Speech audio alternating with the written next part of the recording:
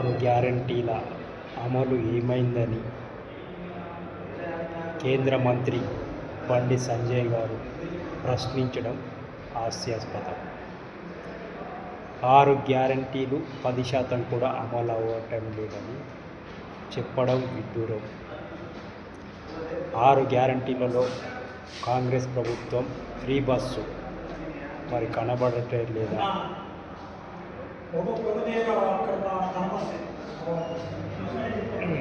అలాగే ఉచిత విద్యుత్ 200 ఉచిత విద్యుత్ ప్రజలు వాడుకుంటున్నారు. మరి ఈ యొక్క హామీ కూడా కనబడతలేదా?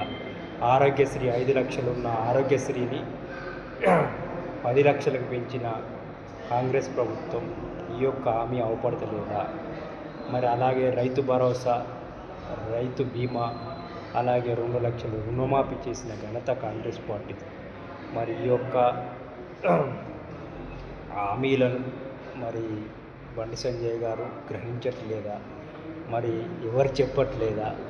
మరి 10% కూడా అమలు అవుతుంది అన్నారు. మరి అలాగే ప్రభుత్వ ఉద్యోగులకు 1వ తారీఖు నాడే జీతాలు ఇస్తున్న ఘనత కాంగ్రెస్ పార్టీ. గత ప్రభుత్వం 15 నుండి 20 తారీఖు వరకు వచ్చేది. 5 డిఏలు పెండింగ్లో ఉన్నాయంటారు. గత ప్రభుత్వం బీఆర్ఎస్ ప్రభుత్వంలోనే 5 డిఏలు పెండింగ్లు ఉండే.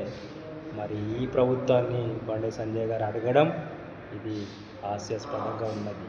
మరి అలాగే 6 గ్యారంటీలలో 2 గ్యారంటీలు ఆగినాయి. 2 సంవత్సరాలలో 4 గ్యారంటీలను అమలు చేశాం. 2 గ్యారంటీలు ఉన్నాయి అంటే 80% గ్యారంటీలను పూర్తి చేసినట్లు.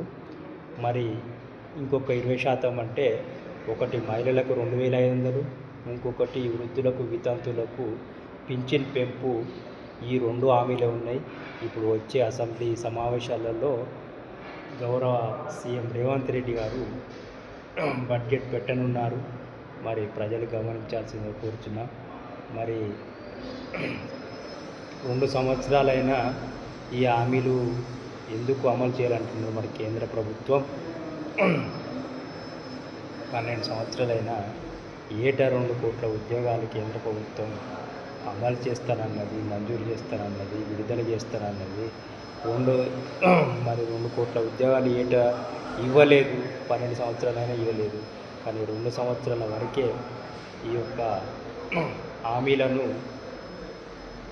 మరి హామీలు 2 సంవత్సరాల పూర్తి కాకముందుకే హామీలను పరిశీలిస్తున్న బండి సంజయ్ గారు కొంచెం గ్రహించగలరని మేము కోరుతున్నాం. కాంగ్రెస్ పార్టీ ప్రజల పార్టీ, ప్రజాప్రభుత్వం, ప్రజాపాలన. మరి మీరు అర్థం చేసుకోవాల్సిందిగా కోరుతున్నాం.